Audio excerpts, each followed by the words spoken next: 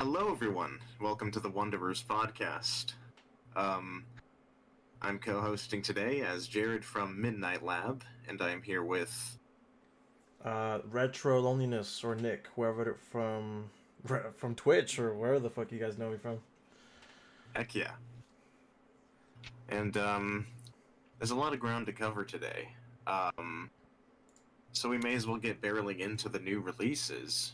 Uh, one of which is selling in very high numbers. New release from Portkey Games, Hogwarts Legacy, and this is a game that's I remember being not announced, talked about. I think a few years ago now. Must have been like pre-pandemic.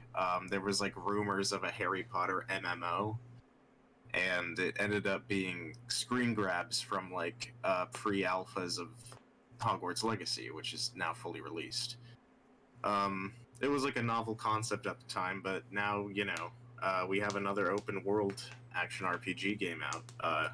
It's selling in really high numbers, despite being marred with controversy for the past few months, or really for a while now, because of some of the problematic views of the IP's creator, which will likely follow the Harry Potter name for as long as it continues to exist. But as for the game, it's selling quite well.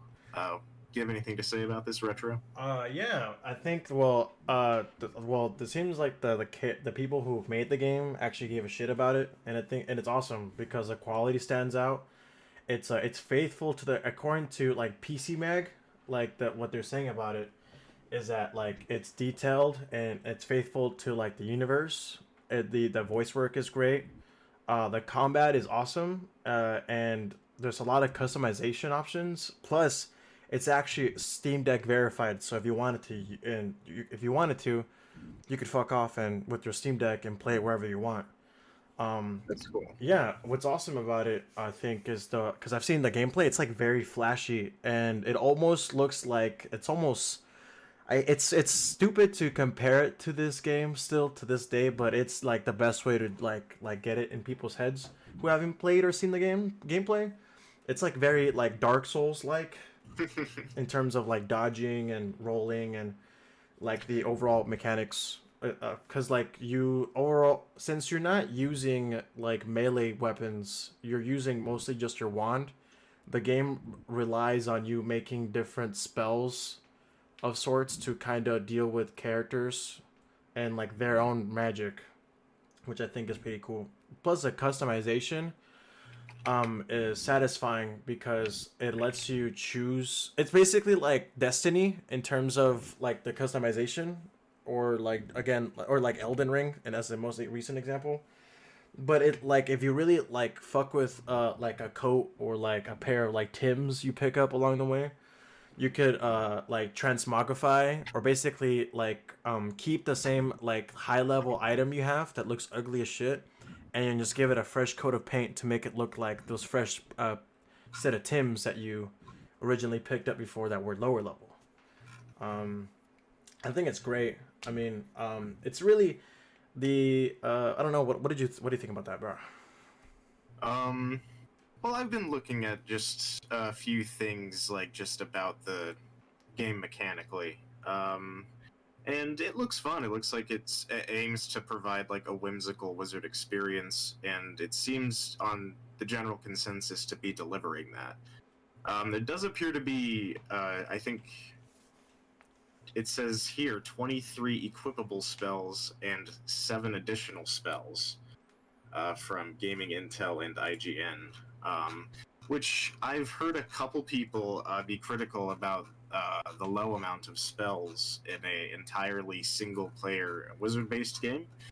I haven't played through the game yet, though, so I don't know if it feels limited in that sense. But what I do know about AAA games that are open world, kind of like this nowadays, is there usually is a bit of substance sacrificed for the flair of the open world next gen experience. I felt that in God of War Ragnarok, a very beautiful 3D next gen world that is a bit held back in its cinematography.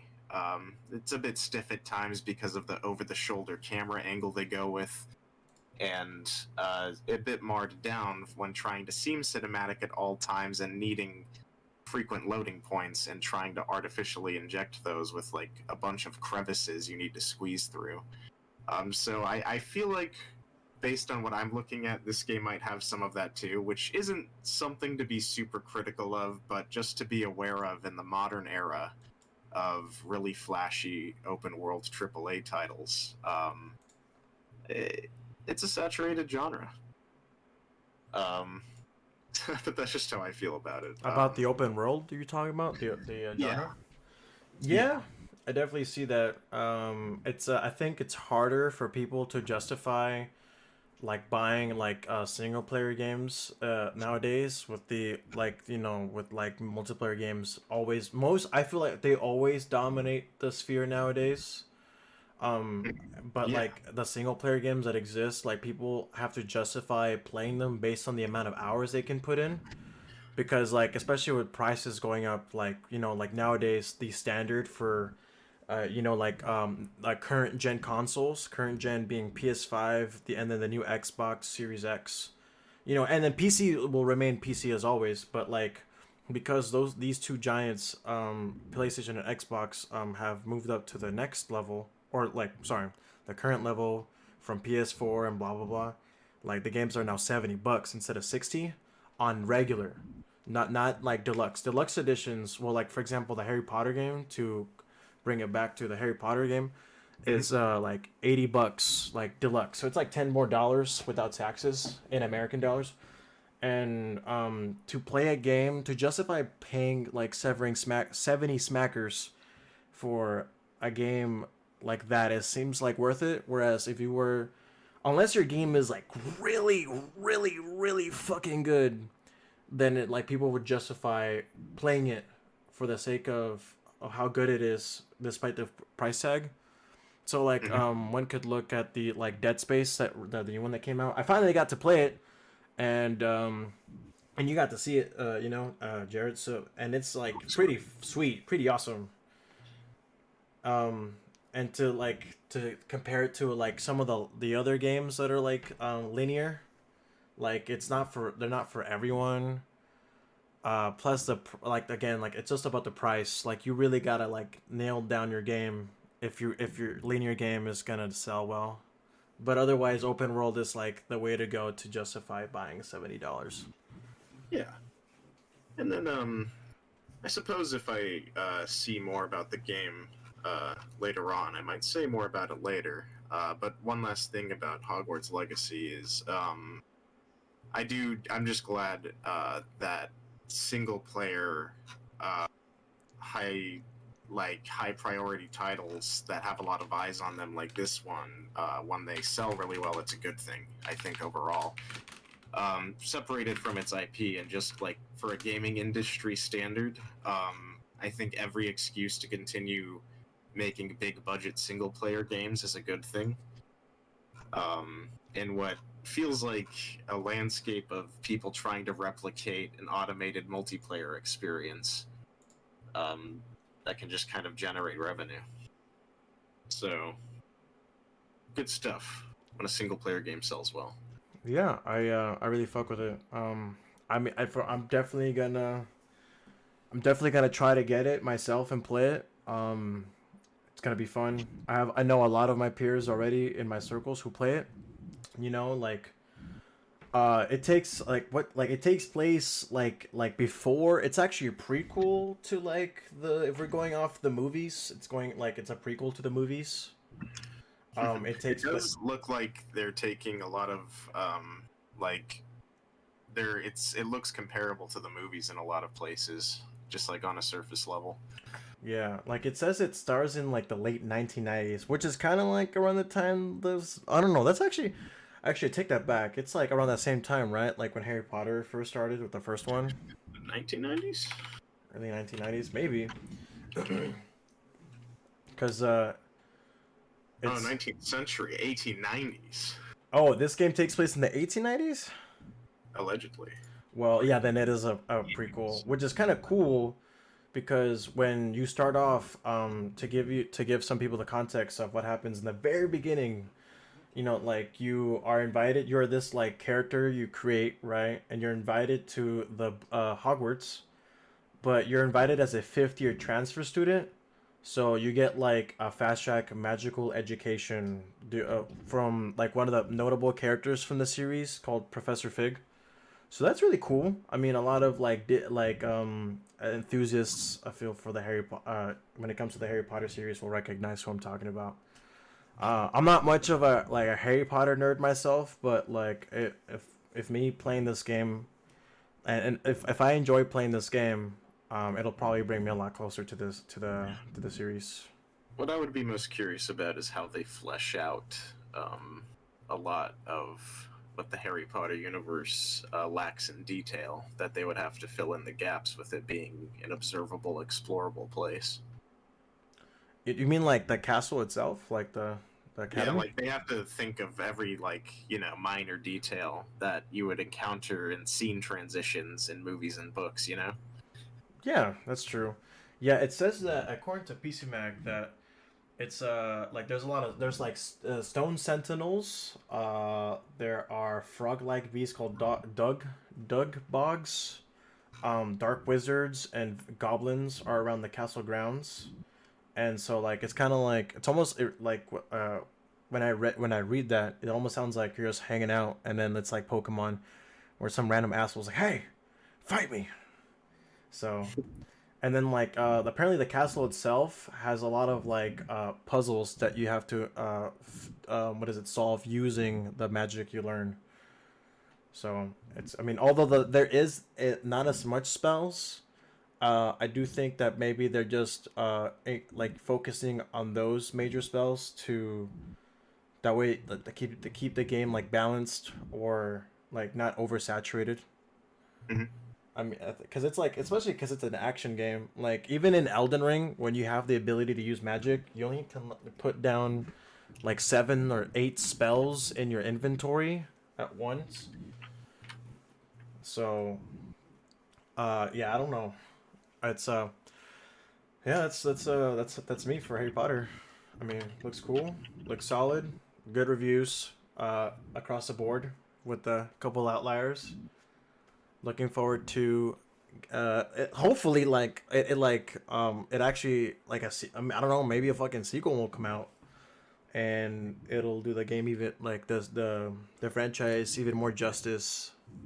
Hopefully, this starts a trend of better wizard games being made. Wizard 101, baby. That's what I'm saying. Yeah. Yeah, but moving forward, there's the like well, this game came out. I'm pretty sure. Do you remember when Titanfall 2 came out? Um, Man, I do. It's weird though because I remember more of the promotional material for Titanfall 1 than 2, and like Titanfall 1 didn't even have a single player mode. That's nuts. I actually didn't know that. Yeah, because I don't remember Titanfall 1 used to be an Xbox exclusive. Oh wow, I didn't even remember that. Yeah, so like Titanfall 2 like came out in 2016. Did you play it didn't you play it initially? I played a lot of Titanfall 2. I've probably played a few hours of one. Right. What was your overall take on Titanfall 2? I think it's a pretty fantastic game. It's above average when it comes to first-person shooter campaigns. It's got a little more substance and heart to it. But it's still overall rather standard as far as what happens in it. Yeah, I agree. I Sorry, continue. And the multiplayer was great. Yeah, I liked how it worked. It was all very fluid. Calling in the Titans was always fun. Yeah. yeah, that shit was pretty tight. But it's unfortunate though because after Titanfall 2, when it came out in 20 since its inception in 2016, the game there hasn't been any follow-ups to it, and instead they've been like EA has released if I remember, it's Apex Legends, which is Yeah, the you have you played the battle royale? I've played not a fair amount of it. I'm not a very high level and was never very good at it, but I've probably sunk 30 or less hours into it. It's if you can play Titanfall 2, you could probably play Apex Legends. Um, it's just got a little bit more like, class variety, like each character has a special ability, and then other than that, it's a standard battle royale. Yeah. So unfortunately, there would have been. I mean, maybe Apex Legends kind of like has mitigated the reason for why Titanfall 3 doesn't come out, but there has that like news has come out since February 3rd, according to like a lot of news sources, especially like GameSpot, which is the article that I pulled up, that there was gonna be a Titanfall, but instead Titanfall 3 was gonna be called what was it called? I don't remember. It's called Isn't Titanfall it like a Legends. blend of the two names? Yeah. Yeah, Titanfall Legends, and it would have actually brought back like Jack Cooper, the main character who plays in the campaign, and as well as BT 7274, which is like the titular like guy big ass robot you see on the cover of the game, and the one everyone knows about, Um, and so apparently the story was supposed to be about how you it's supposed to be a single player like open world game where you pilot and fight using BT, um and you would use ramparts like one of the like the it's like a corporation or whatever, like one of the entities like workshop to repair it, and you in as you play the game you upgrade BT.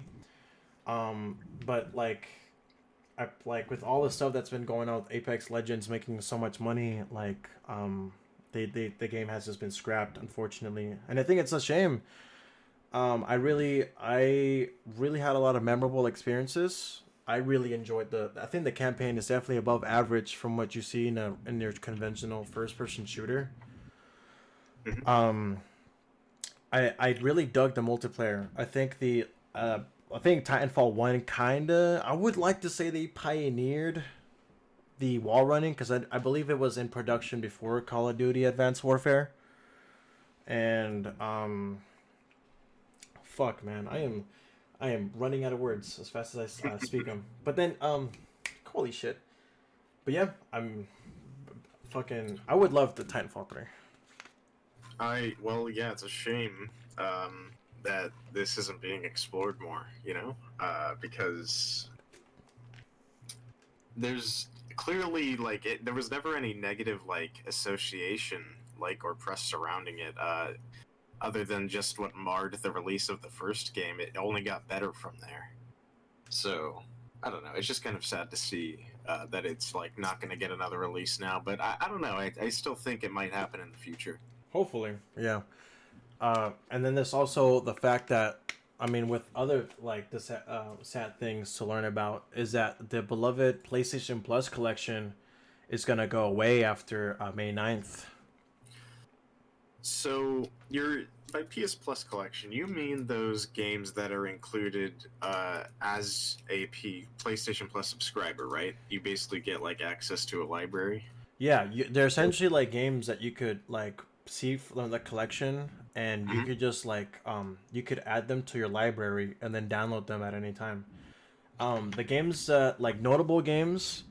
Well, I'm just gonna list. The list isn't too long, so it's like Batman Arkham Knight, Battlefield 1, Bloodborne, Black Ops 3, the Crash Bandicoot trilogy, Days Gone, Detroit Become Human, Fallout 4, the Final Fantasy 15. Actually, the list is actually kind of long.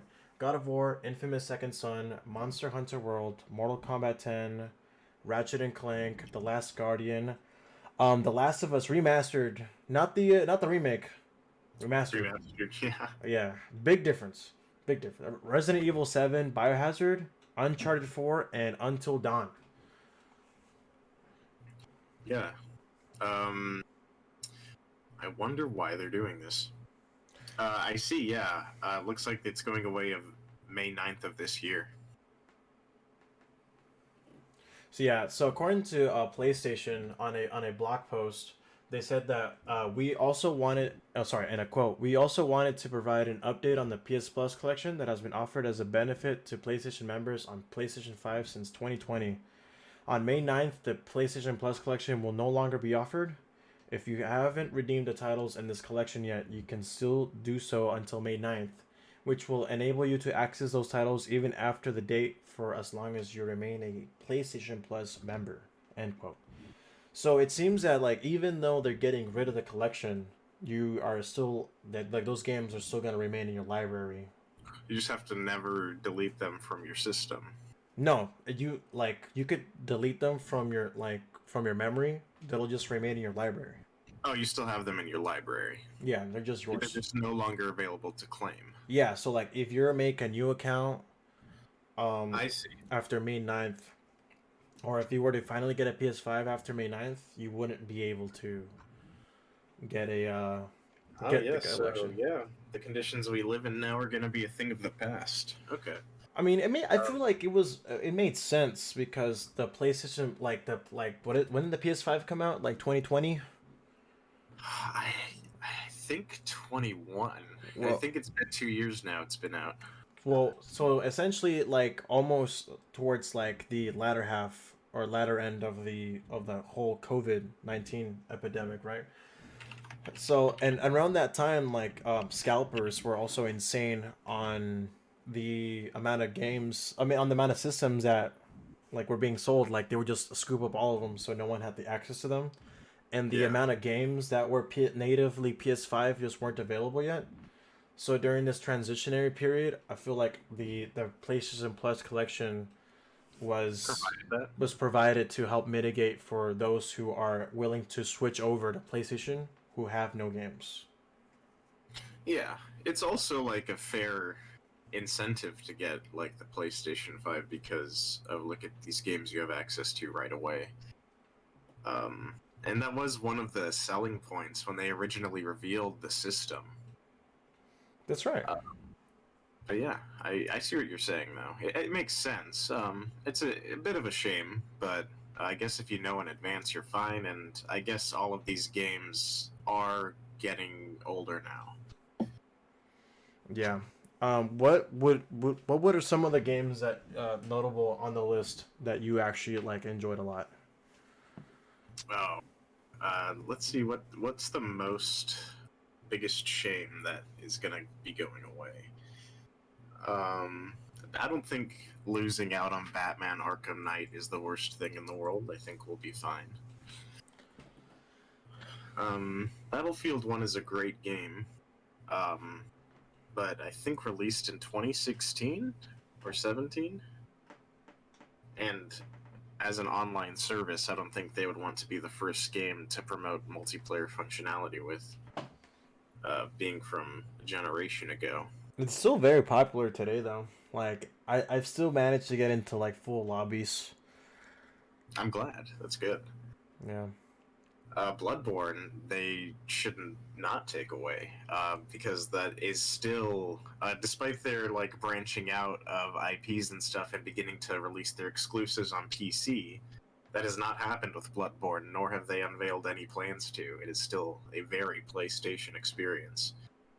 So that's a shame. I think that one is the most that I'm gonna be sad to see go from this. So would those be your, like, top games that you're sad that are going away? Probably Bloodborne and God of War. Yeah. What did you think about the way that they took God of War in the direction that they did comparatively to the God of War that existed during this PS3 cycle? In my opinion, a better direction. It's a more coherent story, a more coherent narrative, and more mature in general as a tale. But it's like, I think it's perfectly understandable if someone's kind of off-put by the change in gameplay, because it's really not the same. Even though they're both third-person, action games. The camera perspectives are very different. The original God of Wars had a lot more platforming, and you had to be aware of your environment in context a lot more. There were traps and things you could push enemies into and such. Whereas the new game is an over-the-shoulder, very close contact, beat 'em up almost, where your environment's not as important and movement's a lot more stiff. But like I was saying earlier, just few sacrifices are made for the sake of a more cinematic experience, which is what they definitely go for. That's awesome. Yeah. I'm gonna, being almost a PlayStation only individual, I think, because I've played the other systems, but like in my inventory and the things that I've had purchased for me or that I've bought, have always been PlayStation, man. I've never actually touched the God of War series. You, do they not offer it in this collection that's going away? No, they offer the 2018 one. I see. So it's not God the of old War, stuff. you could pretty much just play God of War 3 and get the idea. Zeus! Because it takes the stuff from 1 and 2 and just like builds on it. Yeah, there's also like I remember there's also like the PSP version, which I think it was called Ghost of Sparta. Oh yeah, And then and there's also Ascension, which I think was another portable God of War game. I think wasn't it I don't like the know how those prequel? ones tie into the story at all. Maybe. Yeah, I heard Ascension like did shit though. Yeah, I remember it had a cool cinematic trailer. Yeah, and then see like games that I'm gonna definitely like. I think are gonna be a shame for those that are not gonna be able to pick them up. Who are still thinking about getting a PS5 after May 9th, which I implore you, if you're listening to this, if you like these games, you could get them for free with the system. All you have to do is buy the system. And you could use that system for movies too. So like, well, if you get the disc version, of course. So like for me, the most notable games that I've liked a lot are, I wanted to start off with like Uncharted 4. I think Uncharted 4 is like the culmination of the best what the Uncharted series does best in a because the story is amazing. I think Uncharted 4 has an amazing story, right? It's definitely the best story out of all the Uncharted games, for sure. Yeah, it's really up there, And then the way that they kept off like Nathan Drake's story, I think was an amazing send off. Especially with the fact that they do in the story they do some things that kind of retcon other games. Like there's that whole instance in Uncharted 4 when you're a child, where you play as like a younger version of yourself, and they did that same thing earlier in Uncharted 3. Uncharted 3. But then it seems like they like, I don't know. You can tell they didn't really think of this character until they started doing the writing for 4. Yeah. Yeah, you can tell. But that's okay. I mean, even so, like, but it's on its own, it's still a godlike game. Like, it's Sorry, continue. That, and then I'll drop it on you after. No, yeah, fine. It's like the multiplayer that they have. Like I remember the Uncharted 3 multiplayer, the arena mode, where it's like a co-op mode, where you could design your own character. You even have to get the ability to play as Nathan Drake or any of the other notable characters from the history of Uncharted, or you have the ability to make your own character, and you could have played like the online multiplayer that's like head to head, like PvP. Or you could play the PvE, like it's like a survival mode called Arena, which is something I was very fond of.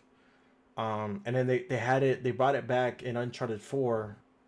I don't know. I hope the multiplayer is still active. I'd like to go back into it. But then the Uncharted 4 Arena multiplayer was good, but like but the story itself, I'm going all over the place. But the story itself, I really enjoyed. It was kind of like a final send off to me when it came to like the PS4, because I bought the collector's edition for it. I really enjoyed Uncharted 4. But as to you, what to you we're gonna say? Do you mind if I bring up Uncharted 4 spoilers on this episode right now, or should we move on? No, it's fine. I'm curious, though. Because I want to drop a hot take on you I have about Uncharted storyline. Go for it, man. Kill it. I wish they had the guts to kill off their characters. Damn. Like who? Like Nathan?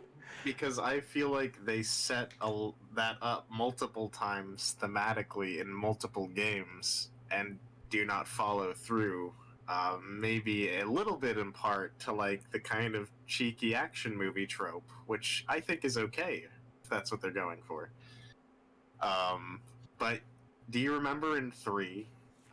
And here comes spoilers for Uncharted for a second. Sorry about this, but do you remember in 3 where Elena basically warns Nathan that he's once again getting in 2 over his head, and he should stop while he's ahead? And then basically foreshadowing, consequences or ramifications for what he's doing, and later on, Sully gets shot, which then is revealed to be a revelation that it was a hallucinogen in the water, causing Nathan to see that, and Sully is actually fine. That is... In 4, Great. Sam and Nathan's dynamic is paralleled with the pirates, these ancient, like, legendary pirate captains, which was a very cool... They did that, they tied that in with real-world history and kept it, like, comprehensive very well, and made it interesting. But ultimately, the greed of the pirates is what led to their deaths, and none of them got to enjoy their wealth. Like Sam does at the end of the game, when he splits from the group, goes off on his own, and gets trapped in the ship next to the dead pirates under the treasure. To which Nathan saves him, and really only the antagonist of the game is disposed of. Was anyone really punished for their indulgences? I guess not physically, but like financially. I mean, every time they do some crazy ass shit, they just come back with like a nickel. That's a very good point. Like, because it's like, oh man, I feel like that's like trillions of dollars of treasure in those boats. It's in 4. Yeah, and then... And they also called it a thief's end, which is like, you could go so many different directions with that. And you can still attribute it to the pirate captain who died because of his greed, you know? You could attribute that to him. But it's just like, ooh, they wanted to set up some ominous stuff with the promotional material for 4. And then once again, I'm really glad they went with a deeper storyline. Yes. They clearly learned from The Last of Us.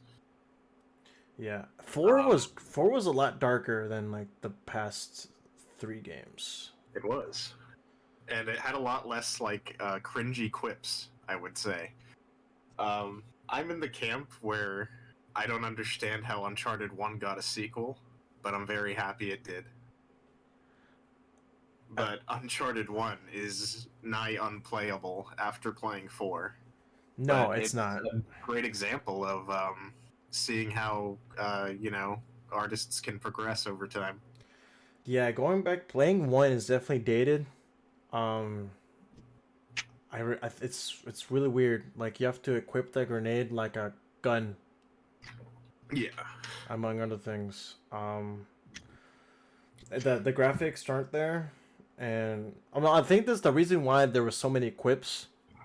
It's because it was around the same time that like Naughty Dog was also still releasing, I think, Jak and Daxter, and like all the just like Ratchet and Clank and like all the other cartoony characters were still around.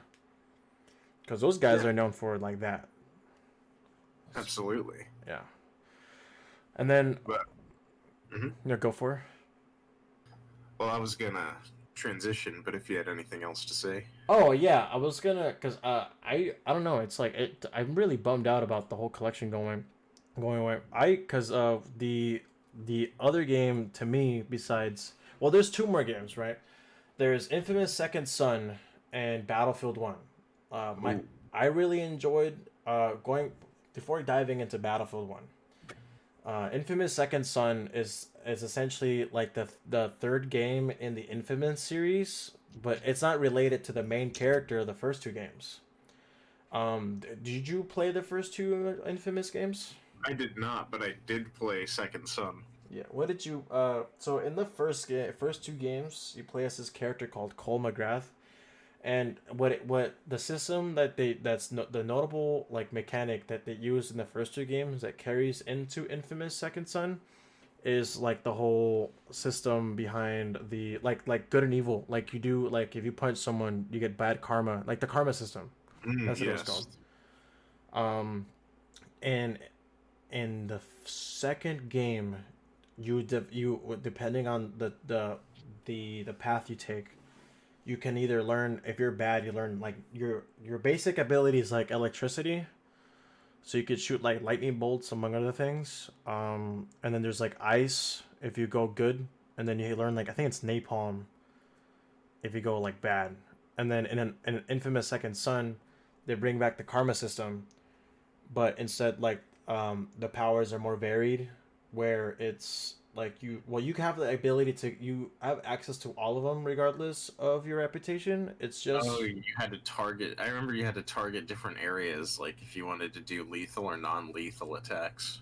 yeah, yeah, and like depending on the way your karma is, the what is it, the skill trees would change. I mean, the skill trees would cater to one side over the other, keeping those like more lethal methods like locked behind like a karma. So like you'd have to be like status dickhead to use like the ability to like choke people out inside a smoke cloud. Or if you're like absolute Chad on the good side, you have the ability to like hit someone in the knee and then you restrain them. Yeah, I remember it was harder to be good. Yeah. What did you like about the game? I definitely liked. I thought the powers were really unique, um, and functioned when were designed and functioned around an urban, modern cityscape, which is not something you traditionally see like magic powers visually work well with, but they did really good. Yeah, Uh, I have to agree. What was your I favorite? thought it sucked. I thought it was sucked a little bit how you unlocked concrete like right before the game ended. That is true. Although to me, like the concrete ability, was kind of mid. Yeah, It was I mid thought it pack. looked really cool though. Yeah. Um, what were the powers that he had? I definitely used smoke the most, Smoke was tight. just because conceptually that's cool. Do you think? And I liked, yeah, I just liked how it worked. Um, Do you feel like he smelled like cigarette smoke all the time because of it? it smelled like soot. Um, you know what? Hopefully, if that tracks. That'd be fine. Because then, like, what is he even composed of then? If he just doesn't smell like anything, like, Yeah, is he even still like a human on a molecular level, or is he just now like a blob thing? a blob thing. Yeah, the other powers he had where he had smoke. The second one was neon. I used neon the least, but I remember that it was like the sniper esque ability. So if I Yes. played that game again today, I would probably use it the most since I've gotten a lot more. I've gravitated a lot more towards like sniping esque mechanics Yeah. lately. Single target acquisition. I feel that. Yeah, and you had the ability like if you later like kept playing on the good side, I remembered you had the ability to endlessly run because you would have essentially have like the ability of the flash. You couldn't run like supersonic. You just had the ability to run on every structure. Like you could run up walls, Yes. run up buildings and things like that. With the smoke ability, that I think my favorite thing about it was going through the vents. I think that was really tight. Then there There's oh, it was great. yeah. You like go through the buildings in that sense. Yeah, and then there was the digital one. I don't know, Pixel. I think that one's like the most far-fetched one, but um it was kind of interesting. Is that the one that gave you a sword? Yes, it's the one that gave you a sword, like a fat I buster thought sword. that was cool, but I forget how it works. Yeah, it was like a heavy sword. Which makes me think I probably didn't use it that much. Yeah, it was mostly. I feel like it was mostly just notable because in your default firing mode, when you would fire like bolts or what is it? Like it was like a sniper thing for the neon. It was like semi-automatic for like the smoke. The pixel mode, it was like automatic, and then you had for like to fly, for the way to cover ground using that ability, you had wings which you would let you fly like over the ground and like up buildings and stuff. I like that. Yeah, and then I don't remember if there was like a fourth one. That was probably just a concrete one, right? I think so. Yeah. And then of course, last but not least, Battlefield 1 to me was like massive. I love to me I've been playing it since 2016 when it came out, and I haven't stopped playing it.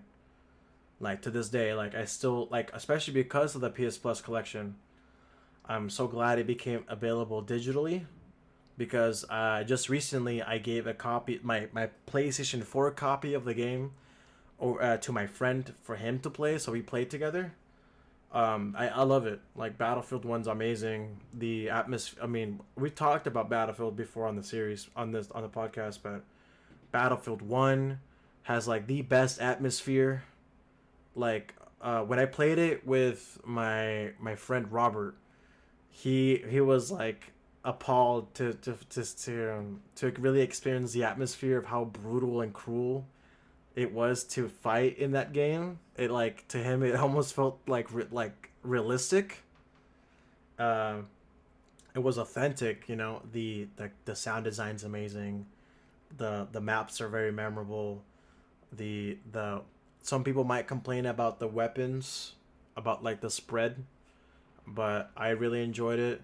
Like DLC is amazing. Everything about it was just perfection.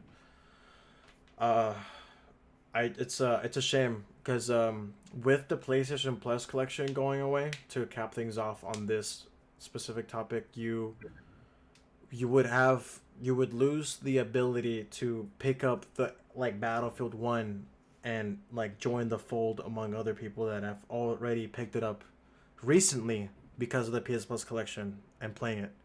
Cuz like the game, comparatively to its successor, to its like current successor, which is 2042, it's like I think it's a real shame, because because 2042 is, so I think it's such a mediocre game, to put it like in the lightest terms, in comparison to, I think, the legacy that like Battlefield 1 has left uh in its wake.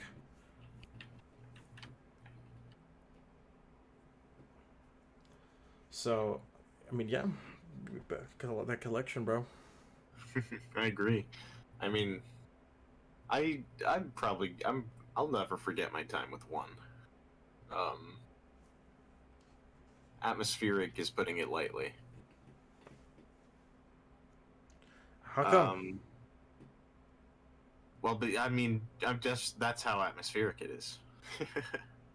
Yeah. Because like, even in context, they managed to, like, I was maybe even a little bit of an accident, maybe intentional, like a bit of the nature, maybe it was like the way maps facilitated movement, but a lot of the way multiplayer works is very like explosive-esque, trench-esque, World War I-esque, and in small little bite-sized experiences happening all over the map. It's just like, you have a higher chance of like interesting experiences happening to you in infantry combat in one than any other, I feel like. Um, Yeah, but sorry, continue. well, I was gonna transition by saying, you know, there are conditions that can be created when taking away something like this, and tying it into those pirates from earlier.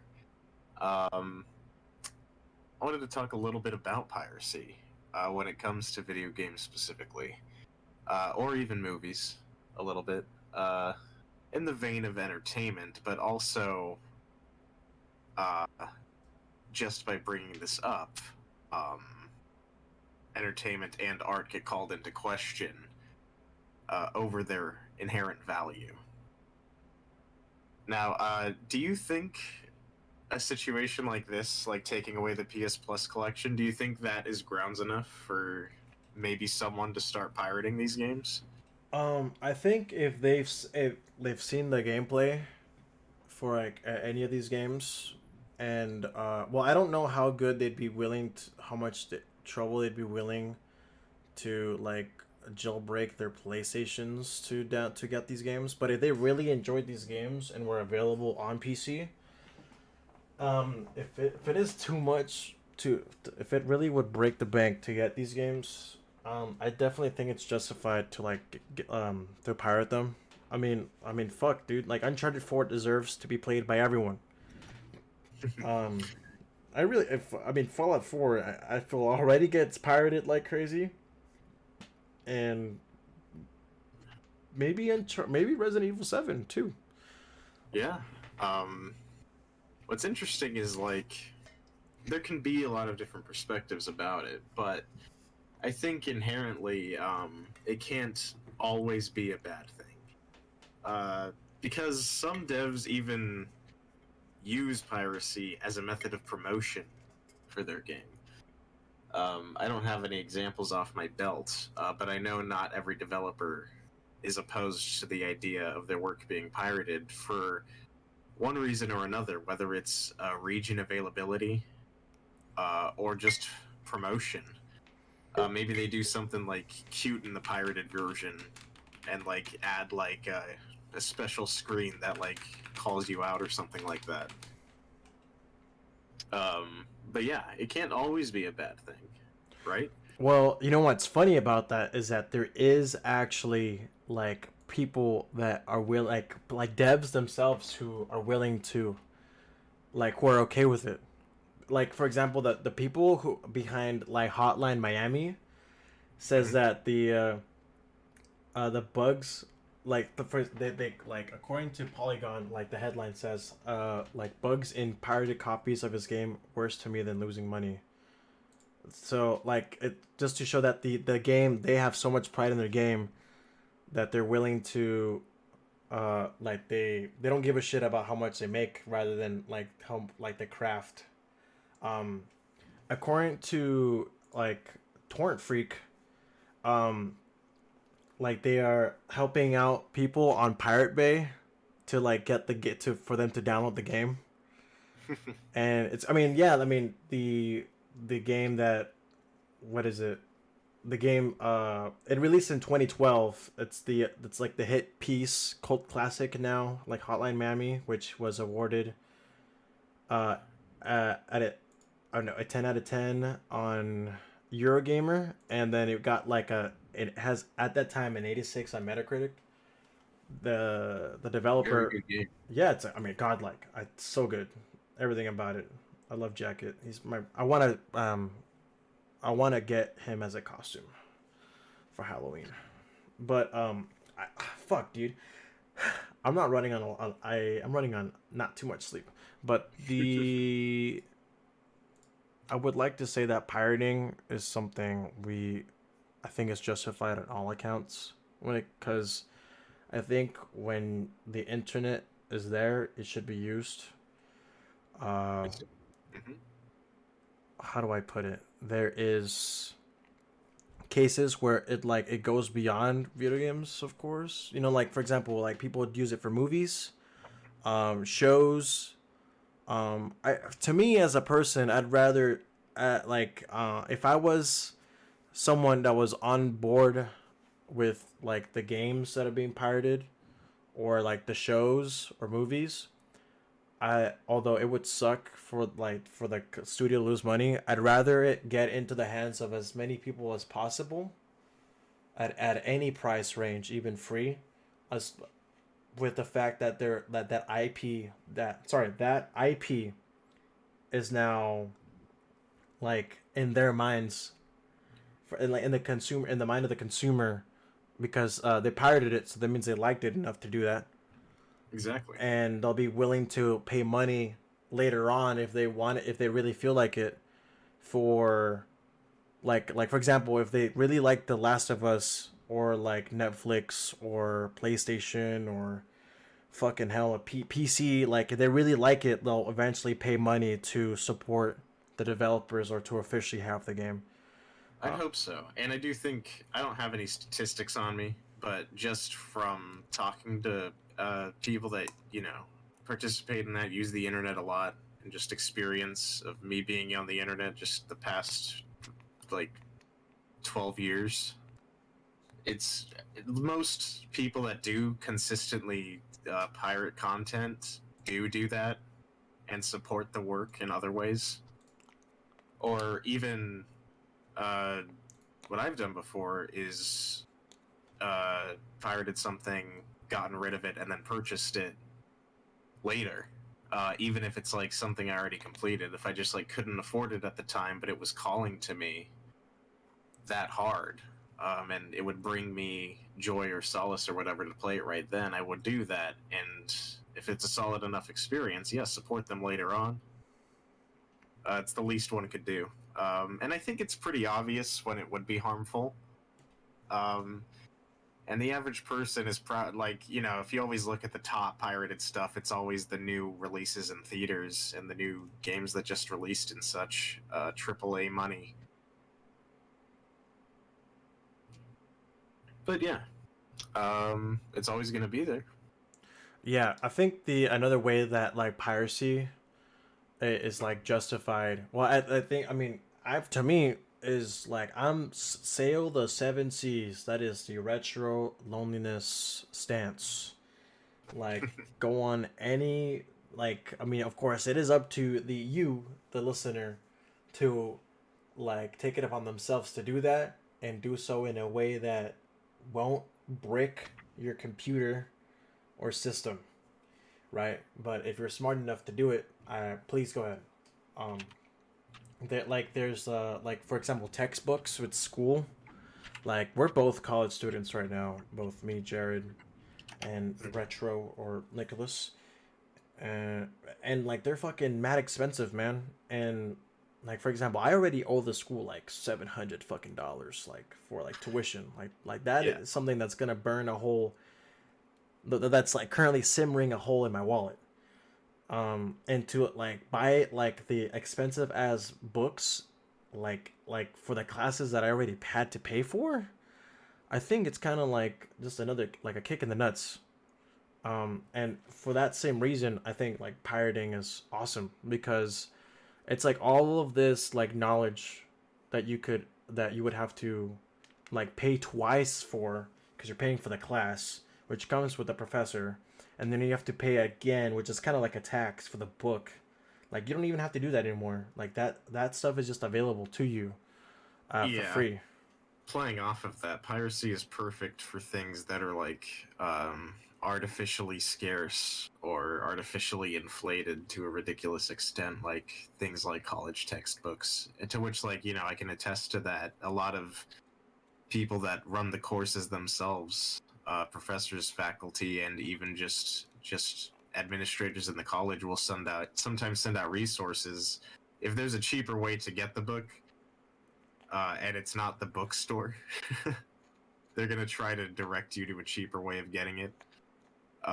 But otherwise, yeah, the basic college promotional material is always gonna steer you to the $200, $300 ones. Fuck that, man.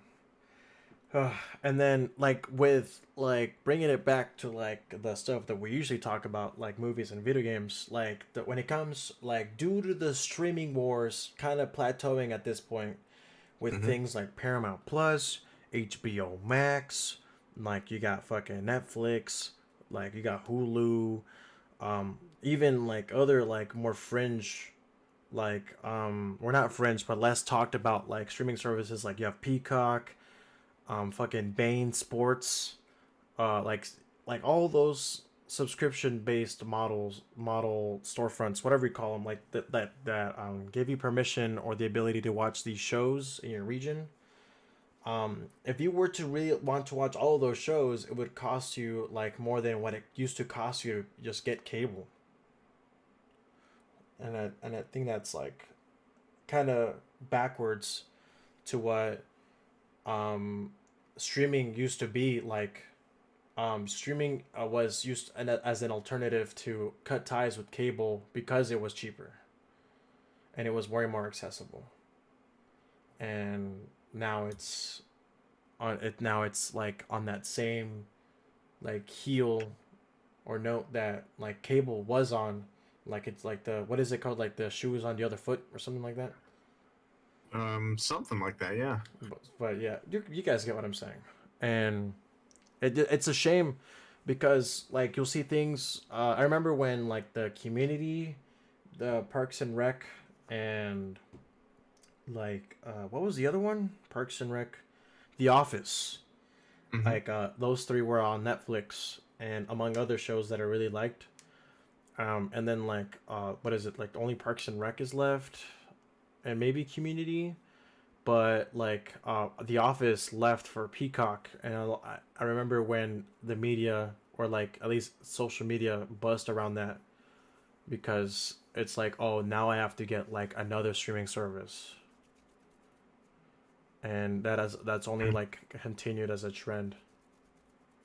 Yeah, it was really like, it felt like a solid base of just Netflix and Hulu for quite a few years. You just saw red and green. Then I think it felt like Prime got introduced, and that felt like the cork popping off the bottle. Now all of these different IPs and franchises keep moving between each other and forcing you to kind of be. I'd say if you're not going to be like the crowd we were just talking about, and you're not pirating anything, you're probably going to be subscribed to three of them to be watching everything that is popular consensus. Yeah, well, at least like mostly everything you want, because they're like titles and show, like titles are always like coming in and out of their services. Yeah. Like even moving away from like TV shows or movies, like it's even worse with like sports, because like for example, I like soccer, so Manchester City and Barcelona, and but if I wanted to watch these games, I could watch some of, like I could watch like the La Liga and Premier League on Hulu, but sometimes the streaming rights will go to some other asshole, and then like I'd have to watch it on like a different like platform, like Paramount Plus or Bain Sports, and like they like it's never like serialized to one network, and it sucks because like for example, if I wanted to watch like Nitro Rallycross, I think that's only available on Apple TV. And Wow. yeah, it's stupid. I do think Formula One is gonna stay on ESPN, and so I'll be able to keep watching it on Hulu. But otherwise, it's gonna be like fuck, dude. Like I don't know. But yeah, piracy and you know, moving away from piracy and ethics, like would you like wanted to go on about like Netflix itself and what they're fucking doing? Well, Netflix, man, remember when it used to be $8 a month? I think Netflix was awesome around that time. It was $8 a month, and it was basically a catalog of like cult classics. Yeah. Do you remember when member berries? I think there was at around that same time. There Netflix was still having those kiosks like at like Ralph's or Stater Brothers, Oh or yeah, now Walmart. I guess Redbox is really the only ones doing that. Yeah, where you would, it was essentially like Redbox, where you would rent a movie available in that kiosk, and you like then they would just drop, and it was available for you to rent as a DVD. Which is ultimately the downfall of Blockbuster, and oh man, it's come Netflix has come a long way since. Yeah. Yeah, well, I think like what they had before is like a model that worked well, and then either due to rising costs for the company, general inflation, greed, or a mix of all three, there seems to be uh, more attempts at increasing the revenue that is generated from the average basic subscription. So there's been controversy plaguing them now surrounding their proposal to limit the amount of passwords or times a password can be used on different devices for Netflix, um, which everyone has been very vocal about in disliking. Yeah. They're essentially making it so like your your password, your Netflix account is tied to an address. So if you were to have your Netflix on your phone or on a laptop or a console system, you would have to have it sign on to the internet that is associated to the residence. And if your friend has like your Netflix, they would essentially have to come over to your house once a month for them to not have that shit like have their privileges going away. And the ad tier version is complete shit. Because what's cool about it though is that it's only $7. So it was less. It's $1 less than what it originally Netflix used to be. Um, and according to GameSpot, it could bring up $3 billion a year in the future to Netflix. Um, what is it like the Greg Peters, the Netflix co-CEO, said that the success of the ad-based tier during the company's fourth quarter earnings, the growth of it, like the cheap option is solid, bringing in new subscribers instead of current members switching. Additionally, their engagement matches have been higher paying. Have seen, sorry. So basically, like they're getting more money out of it for people that are broke. Yeah. But it's I don't know. Well, It's stupid. well, you can. Yeah, I can see that these are the things that push people to piracy. Yeah, it's yeah. uh, I would pirate the shit out of Netflix shows. Like well, exactly, because now there's less incentive for a Netflix original production, which is a fair amount of their popular media. Which, I mean, it's not surprising when they, have so many of their own shows. yeah, like what if I like it's like how am I supposed to see Big Mouth? Like I want to see the next season of Big Mouth if my friend's Netflix subscriptions like home base is in a fucking another state, man. Like what am I gonna do? I'm gonna have to pirate Big Mouth. Oh Exactly. man. But yeah, The big mouth piracy scandal of 2023. yeah, Big Mouth pirate scandal. I don't understand. It's weird because like Hulu originally was like the one who started doing ad based level, uh, what is it like subscription model. Mm-hmm. Only because they were smaller in comparison to like Netflix, and so the only way to compete with them was to have an ad tier. At least that's what I believe.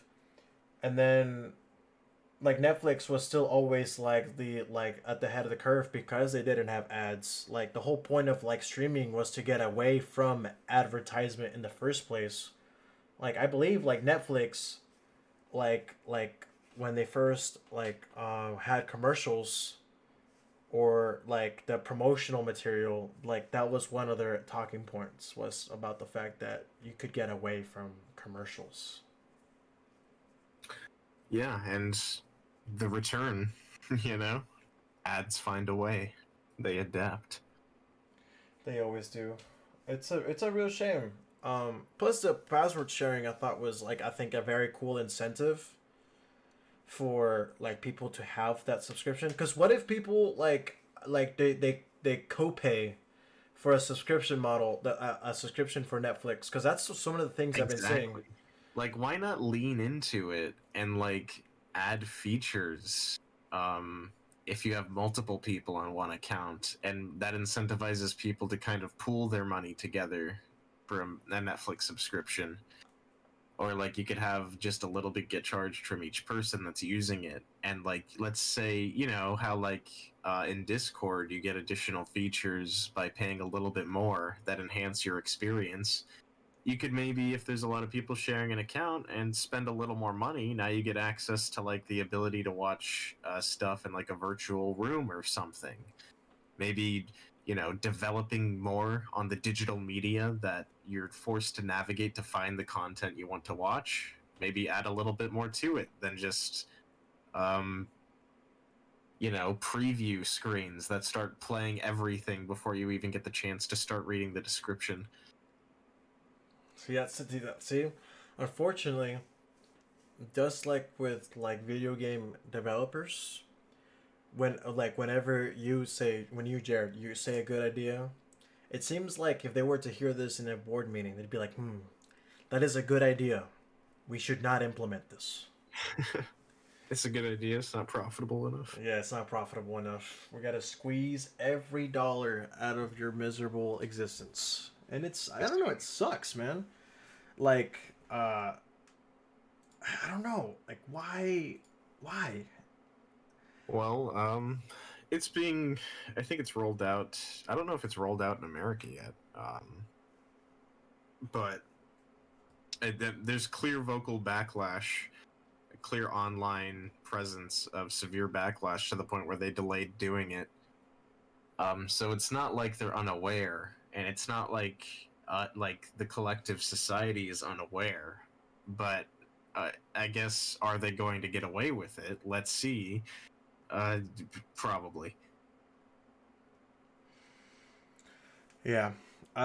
It's really dumb, man.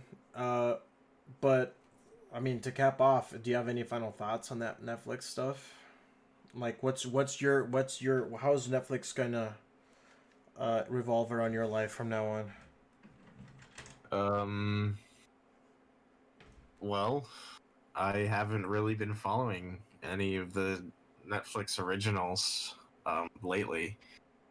I Yeah, they're thought kind of Stranger ass. Things 4 was alright. I thought it was better than 2 and 3, but um, I can't. No, I.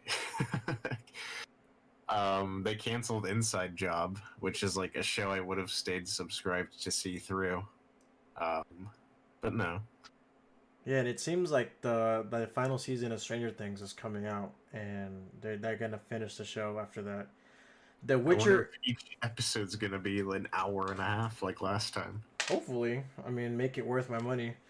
And I mean, Umbrella Academy is getting a season, and then that show is getting canceled after that. What other? The Midnight Gospel had one season, and then they got canceled after that. Space Force, 2 seasons. What other notable shows? Yeah, it just I don't think we're missing out on much no, anymore lately. no, not anymore. It's really I don't know. I think moving forward, if I was asked to like, hey man, do you want to get a Netflix subscription? I'll probably say no. I think the most like when it comes to streaming services, if I had to choose two to go for, it would probably be Amazon Prime or Prime Video and Hulu. I think those are the two biggest ones that I would probably have. I think Hulu's like a broad range of like shows is more diverse.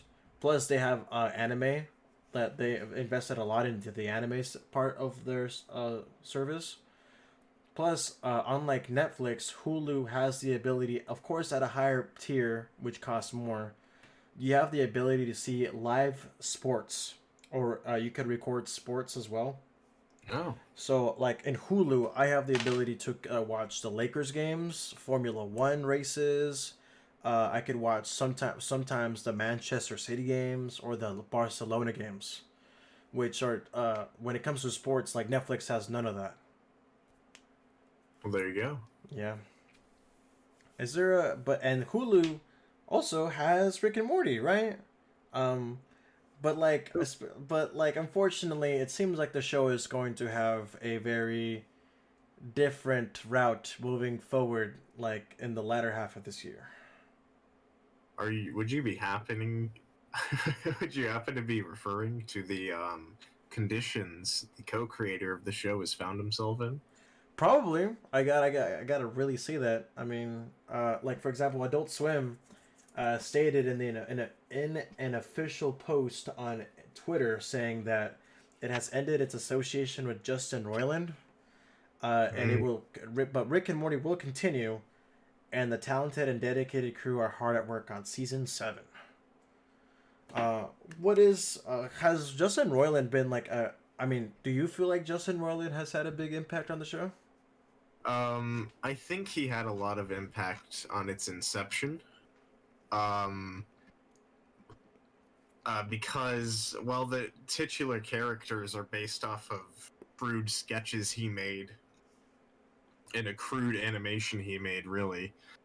Um, but I think he's heavily influenced the art style and a direction a lot of the humor in the show takes. But he himself is admittedly and like gives off like someone that doesn't fully like adhere to like narrative standards, I should say, for shows, which works really well with co-creator Dan Harmon. Because Dan Harmon, I know him best from Community, which is a show that it plays into tropes with the purpose of subverting them and pointing out how tropey they are. So like this mishmash, he basically like it seems like Dan Harmon kind of fleshes out the story, and then Justin Roiland injects humor of his own nature most of the time, which is rather his wacky voices, high pitched ones. It's I don't want to say it's like on par with like lol random humor of like 2012, but it's like in the edgy ballpark of it. Um, but I feel like less of him has come through the show more over time, especially because when season 3 started, I know they hired a bunch of new writers.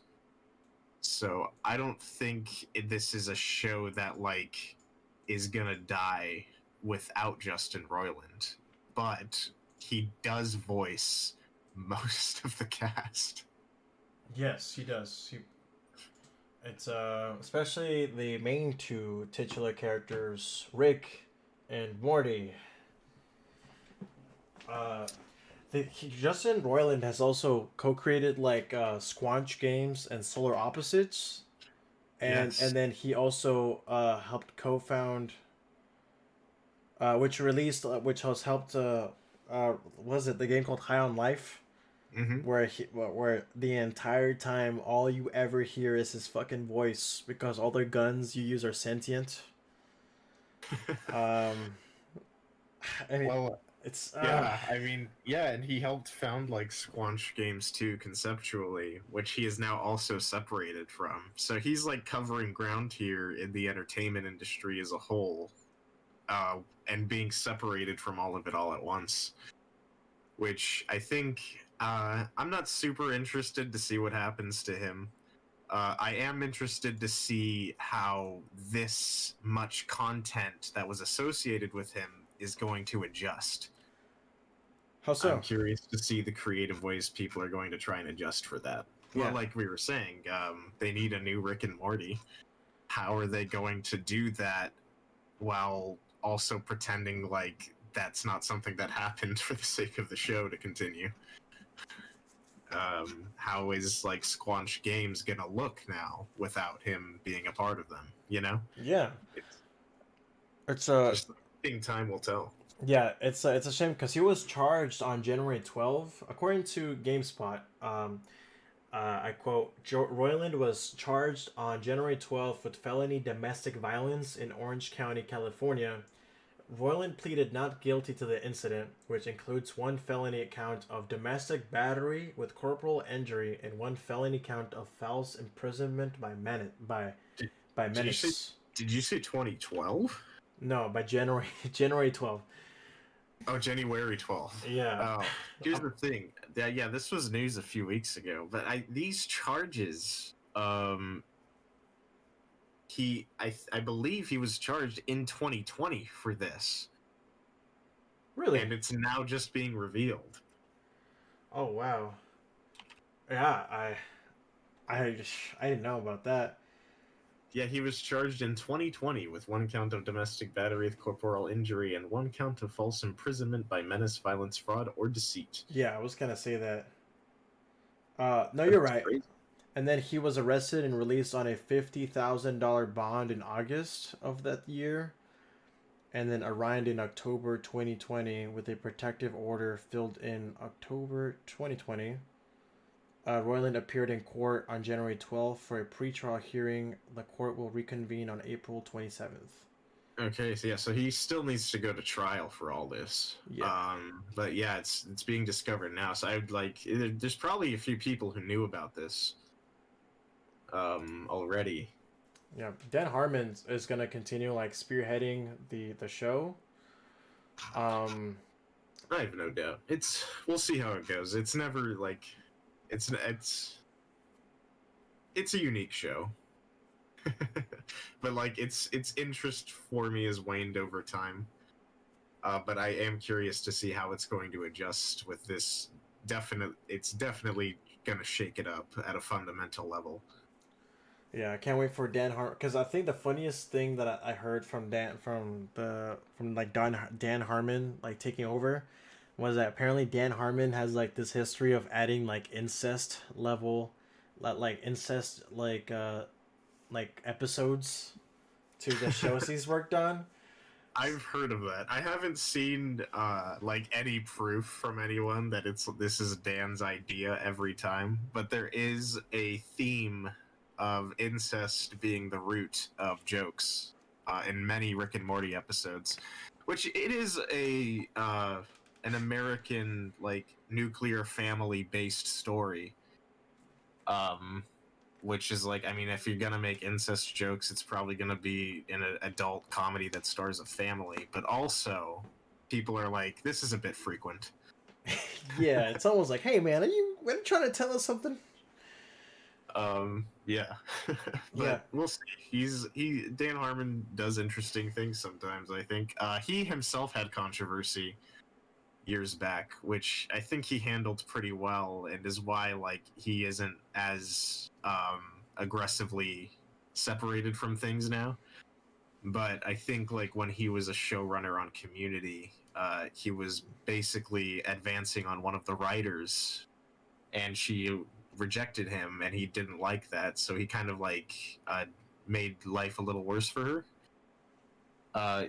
Not a good idea. Yeah, some Me Too did some type bad shit. stuff, but he admitted that, and it's like, you know, there's videos of him talking about that and how, you know, I guess I'm saying that sucks, but you don't really see people admitting to stuff like that. So it's good to see accountability.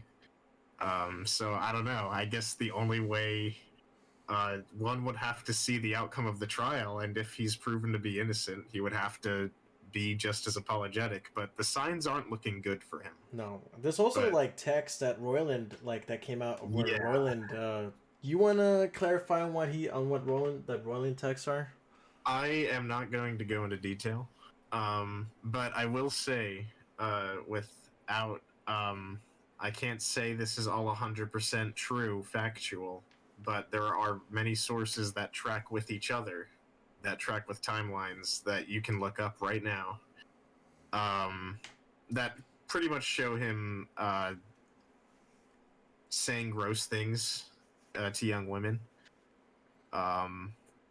Yeah, basically saying gross things to young women and semi-grooming. Yeah, that's not bueno. I don't. Yeah, that's Yeah, it's definitely with that, you know, like being like almost like the cherry on the cake. It's a real shame. I don't. A lot of people are saying that it's just like cancel culture going overboard. In some instances, I would be inclined to agree, but like for once, like I actually had to hold my tongue because of all the stuff that's been coming out, and that has been proven. Yeah. So it's a shame to see such a beloved show that I watched throughout high school into the 2020 like decade, uh kind of being soured by like the person that kind of co-speared this spearheaded this entire thing from existing in the first place. I really, Yeah.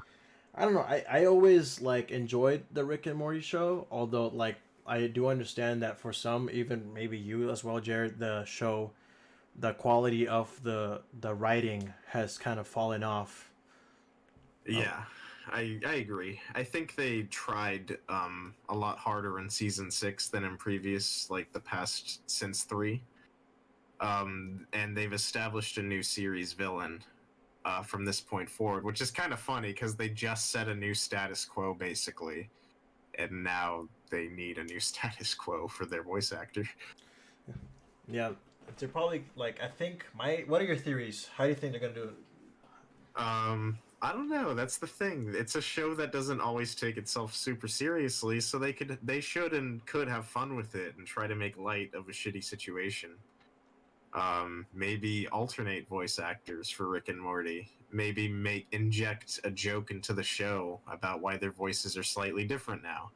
Maybe they get someone that does such a good job that you literally can't even tell. True. Uh, You could also age up Morty so that way his voice has gone through puberty. I would love if they aged up the characters instead of them staying the same age as the whole show, because like they kind of explore existential concepts a lot in the show, and aging is one of the most existential realities we have to deal with. Um, but yeah, they could get creative with it. I hope they do. If they do, good on them. I might start being engaged with the show again.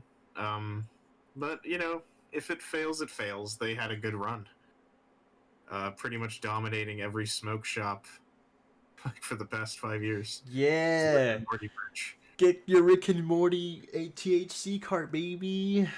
Mm-hmm. The That's Pickle Rick cart. the Pickle Rick cart. Oh my god, going monkey on it, bro.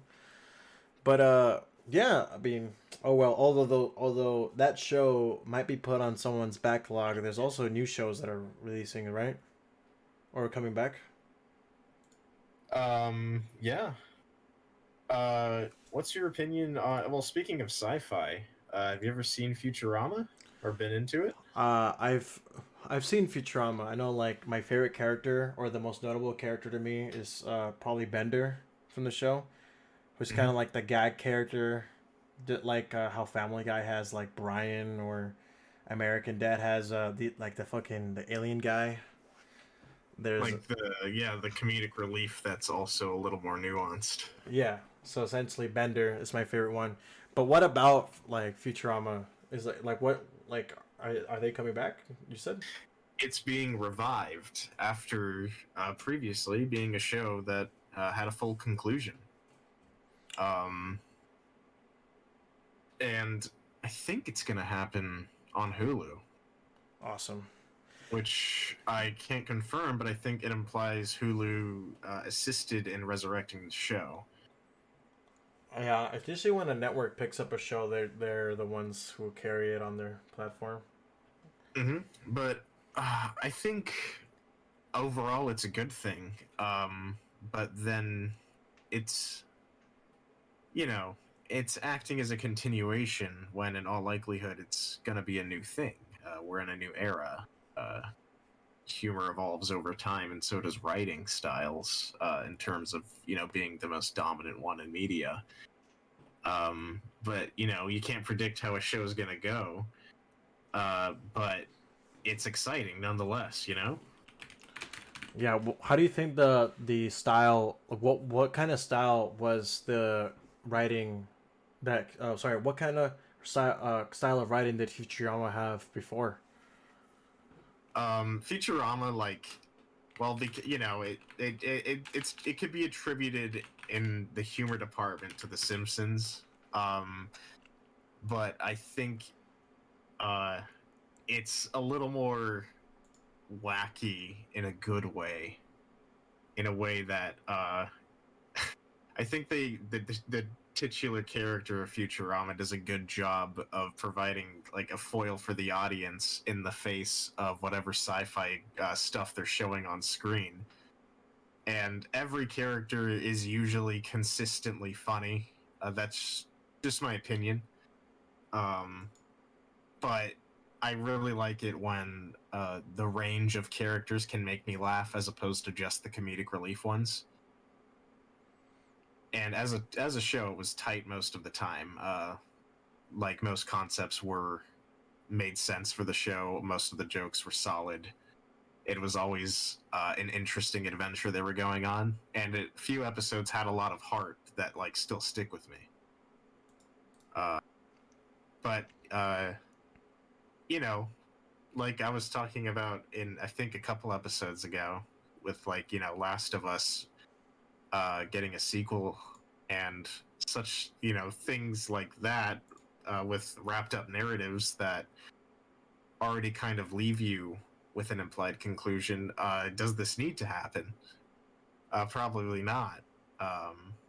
Could it be a bad thing? Maybe. I believe the voice actor for Bender is not going to be coming back. He's not? Why? Yeah, John DiMaggio. Why is he not coming back? Is he returning? I'm looking it up right now. Futurama reboot. Oh, wait. No, he is coming back. Let's that go. Was a close one. Hey, damn, bro, you almost misled me there. That was an initial article I was reading, and there's an updated one from spring of last year that shows he is actually returning. They probably upped his paycheck and like, yes, I will finally return. It looks, it actually does look like it was tied to a pay dispute. Yeah, getting money out of Disney is what? Did he say that? What did he say? Oh, never mind. He didn't. Okay. That's awesome. I'm glad it's coming back. Because I know you're a fan of it, and it's always, well, it goes back to what I think we talked about maybe like an episode or two ago, where it's like how much times can you like bring in like a sequel, and will it be like diminishing returns? Because do you believe the ending of Futurama like finally put like the box and like the bow on the whole thing and let it sail? I mean, yeah, which isn't always the case, and it's hard for a show to do that more so than a movie. Yeah, I totally that's agree. why a lot of shows end their stories with movies to conclude. But yeah, it's something that's being revisited for an entirely new purpose, and it's going to be something we need to observe. Is it going to be popular because of nostalgia, or is it going to be popular because it's good? Of course. Another show that I know that is coming back is in GameSpot. They reported that Aqua Teen Hunger Force, which is a pretty famous Adult Swim show, which started in 2001, is gonna come back for another season when its last its last season kind of happened in 2015. So it's been basically 8 years later, the how do you fucking say anthropomorphic food is are finally coming back, and it's gonna be cool because I believe all the returning actors, all the returning voices are coming back. And although I wasn't really like the biggest fan of the show, I know I have a lot of friends who watched it, and they usually, and I think it was like last year, they released a movie called Aqua Teen Forever of Plantasm, which is available on HBO Max. So it's gonna be kind of interesting to see what they're doing with the series. Um, my favorite character was always like like the French fry guy. He was pretty cool. But yeah, those are some shows that are returning. And then That's exciting. Yeah, and I think, yeah, for the most part, it's a good thing. I remember I was just talking about Community. That's a show that got resurrected for its final season, which would not have happened if it wasn't for like outcry that it do happen yeah, by a streaming service. That show was picked up by Yahoo's streaming service that no longer exists. what? But yeah, no, that happened. It got resurrected. They finished the show, and then later on, the streaming service just failed. That's hilarious. But it was cool that happened. Man.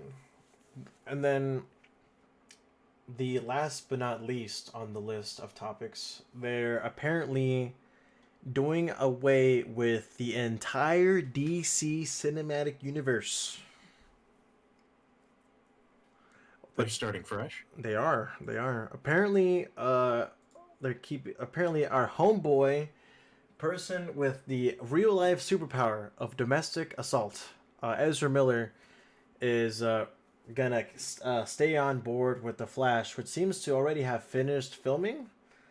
And that movie is going to basically cause a Flashpoint like esque effect on the overall franchise, which is apparently gonna reset and restructure the entire series under the guise of famous director and now DC CEO James Gunn. Well, what I can say for certain right off the bat is he did great with the Suicide Squad. Yeah. Do you mean the first one? No, I'm just kidding. Yeah, the second one was great. I really fucked with it. They brought back the only characters that mattered. It's I believe the biggest. What was your favorite character from that movie? Actually, because you had like Polka Dot Man, John Cena. John Cena did so good. Yeah, John Cena. I really liked his dynamic with the I forget the protagonist. He's basically the protagonist. I don't remember the hero's name. Was it like Ric Flair or some shit like that? What's his name? Like Ric Flair. So it's like the white guy with the who's like, "What's up, guys? This is Katana." I don't know which one you're talking about. I'm referring to the. I don't remember the guy's name. He uses guns and he fights. He has a whole dynamic going on. Yeah, Colonel Rick Flag. Are you talking about him? That's his name? Yeah, it's the guy who was wearing yellow in that movie, like a yellow shirt. Yeah. Yeah, that's him. Kills him, right? Yeah, and then John Cena kills him later. Okay. Yeah, I remember now. Yeah. I really liked that. That was funny. But I also liked Harley Quinn's stuff too. Harley Quinn is great. Wasn't it? I feel like her breakout movie was the first Suicide Squad back in 2016, because I have not seen her in anything before that. Margot Robbie? Yeah. She was in The Wolf of Wall Street. Before that? Before Suicide Squad? Did that movie come out before the Suicide Squad? I thought it did. I could be wrong. Wolf. Oh yeah, it did. She did. She was. That's true. I didn't actually. I haven't seen The Wolf of Wall Street, and I'm gonna be crucified for that. But I need to see it. Well, I believe she was in the Wolf of Wall Street. Had a scene with Leonardo DiCaprio. Makes sense. Yeah, kind of like she got very popular. Yeah. So apparently they're with James Gunn and the Flash movie. They are completely like retconning everything. It's gonna like just a big reset. That they're gonna do things like.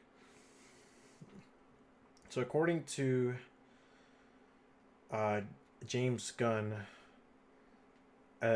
He said, "I think we've gotten lucky with the next four movies, frankly, because we have Shazam, which leads into the Flash, which resets everything, which then goes into Blue Beetle, which is totally disconnected, which he can totally be part of the DCU. That goes into Aquaman, which leads into Superman, our first big project.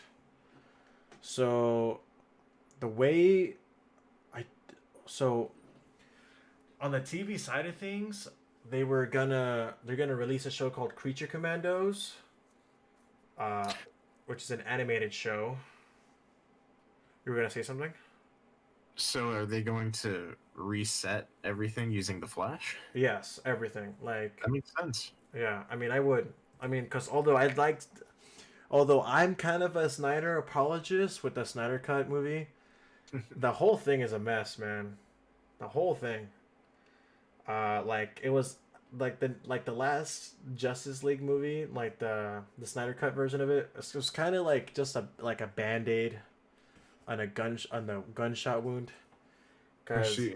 cause I believe the continuity at that point was just so shot.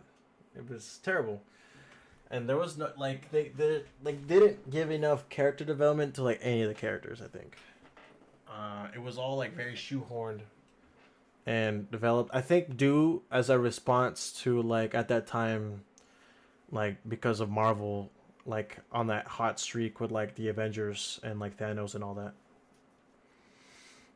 So besides Creature Commandos, there's gonna be Waller, which is like apparently they're bringing. I don't know if the Suicide Squad's gonna be like gone as well, but like they're bringing back Amanda Waller, who is like the black lady who was like a prison warden kind of person. Hmm. Um, who's gonna be joined by the members of the Peacemaker crew. They're making lanterns, which is it's gonna be like a True Detective style of show that stars both Jon Stewart and Hal Jordan. And in most iterations in DC cartoons, at least, it's always been uh like one or the other. So it's gonna I think it's really cool that they're starring both of them. After Yeah. that, they're gonna have a series called Paradise Lost, which I remember like discussing this as a topic. You commented on it and you thought it was interesting because it's like a Game of Thrones style show that takes place on Themyscira, which is Wonder Woman's home nation, which explores how the society of women came to be. And when it comes to closing out TV shows, there's Booster Gold, which is kind of like a show about this character who deals with imposter syndrome, where like it's basically like a reflection of like what it means to be like a superhero and all that blah blah blah. um Moving forward from shows, you have like newly announced movies. um so you have Superman Legacy, which I'm personally looking forward to, and I hope they do it right, which is it'll hit theaters on July 11th, 2025, and it focuses on Superman balancing his Kryptonian heritage with his human upbringing. So essentially like a coming to age story about Superman as a kid. Almost like the show called Smallville. The Authority with uh with with the characters from called the Wildstorm characters who take matters into their own hands. So there's if I remember correctly, the Authority was like this group, like this sect of like vigilantes who wanted to create peace on Earth at all costs, including death, murder, and killing. And later on, the Authority ends up teaming up with Superman because Superman is like dying or something, and so he wants to make like his impact actually last. Then there's the Brave and the Bold, which will will introduce Batman and Robin, but it'll be Batman it'll be Batman's kid. It's Damian Wayne. It's not gonna be Dick Grayson. What do you think of the fact that they're using that name, the Brave and the Bold? I think they're gonna probably try and tell a more grounded story there, which I think is an obvious way to go. But maybe they'll emphasize more of Robin's perspective then. It would be interesting and like a new approach to see him take more of the forefront. Maybe see what like a Batman looks like as a father figure through his eyes. Yeah, yeah, I think that's pretty cool. And then there's like Supergirl, Women of Tomorrow, which is based on the prolific comic book run based on Tom King's writing. And then there's Swamp Thing, which I'm also looking forward to, which investigates the dark origins of the character called the Swamp Thing. That's exciting. Swamp Thing. I mean, that's not something I even know much about at all. So No. if this means they're gonna like start like doing stuff that hasn't been explored before more often, that's a good sign, I'd say. Yeah. So like on like if we're going off the roster of the movies, Superman Legacy, The Authority, The Brave and the Bold, Supergirl, Women of Tomorrow, and Swamp Thing, what are the like which of these are you like looking forward to the most, and which are these are you actually curious about like how they're like sorry which of these are you curious about learning more of? Well, well, right, like I just said, Swamp Thing, because for like it doesn't seem inherently like a relatable story. No, it's And not. I don't know anything about the character itself. So I'm just straight up curious for that one. Did you say there was another Wonder Woman project? No, it's I think it's a show, Or was it Supergirl? Supergirl, Women of Tomorrow, which is based on Tom King's amazing award-winning recent comic book stories. Okay. Well, I don't know anything about that. So I'm inclined to see that as well. But if they go more Smallville route with that Superman project, that would be, I think that would work really well with modern day tech uh, in being able to make a movie out of that. The Um, the you're I talking think about everyone would Supergirl? want to see something like that. No, the Superman project you equated to Smallville. Oh yeah, it's gonna be cool. Um, I still want to see Supergirl. But I'm yeah. saying I think that's like Superman Smallville esque. If they go that direction, that'll have like clear mass appeal. Mm-hmm. I'm totally looking forward to it. Superman is my favorite character. You know, he's based off like his Nietzschean what is it, origins are awesome to me. You know, I believe it'll be cool seeing how Superman ends up being the stoic superhero that we all know and love. And there's kind of been like kind of a small like issue with the whole up like reset where people kind of complained about like um the fact that like Henry Cavill is no longer in the mix. I saw that because I remember when he left The Witcher, there was talks that he was gonna be Superman again, and then it was revealed that just a couple months ago that that is no longer the case. Yeah. What it like just what like moving look just looking back, you know, as we look forward, we should also like remember like looking back, what has there been anything that's been redeemable from the Snyder universe or the from like I'd the say the worst part about it probably, and this is like a testament to the biggest problem. A lot of it's forgettable, uh, both narratively and visually. There are a lot of decisions to like make palettes have like a more washed out tone to them, to make it, I guess, more gritty. Uh, there's like a strange kind of like filter over everything that's rather unpleasant to look at.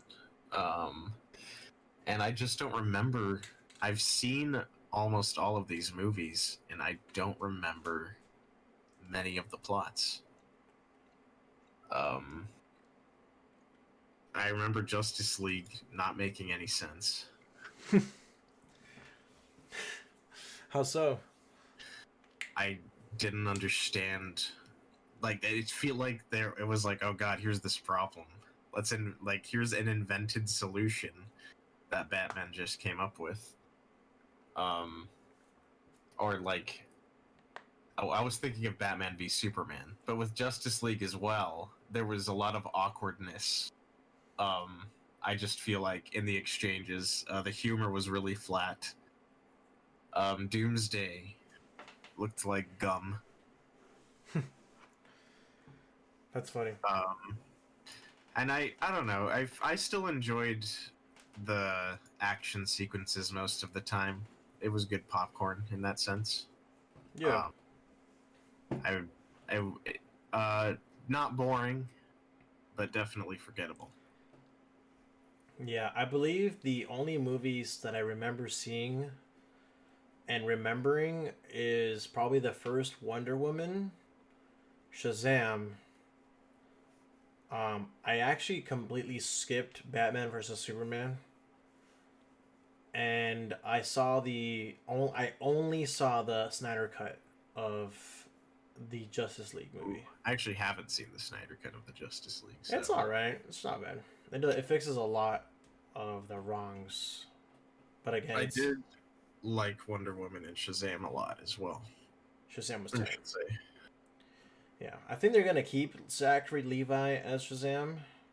I think they're gonna keep him on board. He's perfect. Yeah, he's perfect. That's the way he is. I think the Man of Steel movie has grown on me a lot since then.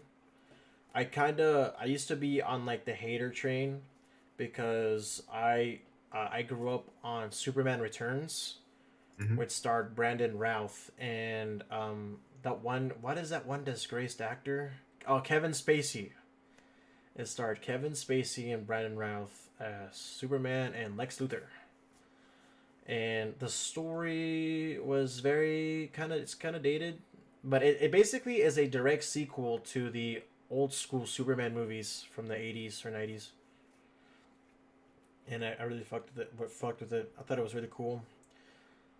They so you were like that contributed to like not wanting to fully buy into the new direction they were taking it. No, because around that time Henry Cavill's Superman was just like always, he had this like really angry demeanor and like tone to himself, and as like a purist when it comes to Superman, Superman is ultimately like this like gentle like giant, like this godlike figure who is very stoic and calm and like very peaceful, and like every time I saw Cavill, he just looked like he was glaring at everyone when he was playing as Superman, and it really bugged with me, and especially like the action scenes in Man of Steel were kind of insane, because when he fights General Zod, it's like he fights him in the city, and he just destroys like all of it.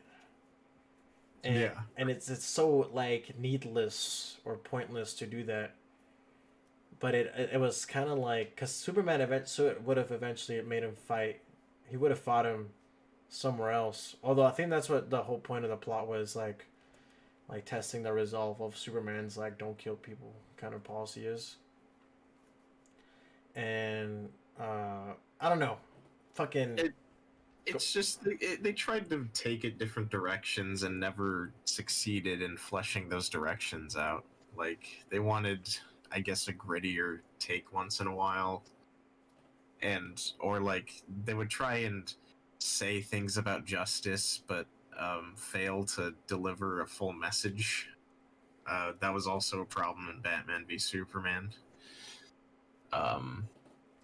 They'll bring up the topic of like gray areas, and then just that's where the conversation ends, and it's not even an important aspect to the story. It's just them trying to do something that doesn't fully work out. So I think I'd say keep it simple, stupid is probably the best route to go with Superman right now. Yeah, I agree. Especially because there's like the case of the whole Batman versus Superman case where it's like, did you say Martha? Yeah. Like that whole like, oh my god, that's my mom's name too. I think was so dumb. I was just like, what? When I saw snippets of the movie, and then there's a case with Batman in general. Like, although I personally think Ben Affleck as Batman was not bad. I don't think was a bad choice. I think the writing around him was terrible. I thought he did all right. Yeah. Simply because there's cases in the movie where like Batman is in the Batmobile and he like shoots guys with like what looks like a 50 caliber like machine gun, and the guy like Batman is about not killing anyone either, but he just kills people. Like they're dead. Like he made those cars with people in them explode. There's no way these people in those cars were gonna walk out fine, or even just walk out. So Batman kills people. He just like blatantly kills people. I like how in the Arkham Knight game you can slam enemies' heads into like electric, like fuse boxes. They're fine. They're fine. Like, they're. I guess the last thing I'm going to say about that is, this topic is that I remember we were talking about it a while ago, and I think in the video where James Gunn is talking about all this, he mentions how it's going to be clear when a project is in the DC main storyline and when it's not. Yeah, that's right. That's right. They will have like non-canon storylines also happening simultaneously, but it's going to be clear, which I think that is a good idea. Yeah, I believe the Batman story, like stuff like the Batman and the Joker, are called DC Elseworlds, and they are going to be separate from the DCU continuity. I appreciate that. It seems like a lot of Marvel that with the Marvel thing, they're trying to tie in as much as they can into the same narrative, and it's now on a multiversal level of incoherence. How so? So I think it's just a good idea to keep a centralized storyline from breaching into IPs that weren't originally meant to be a part of the same thing. I agree.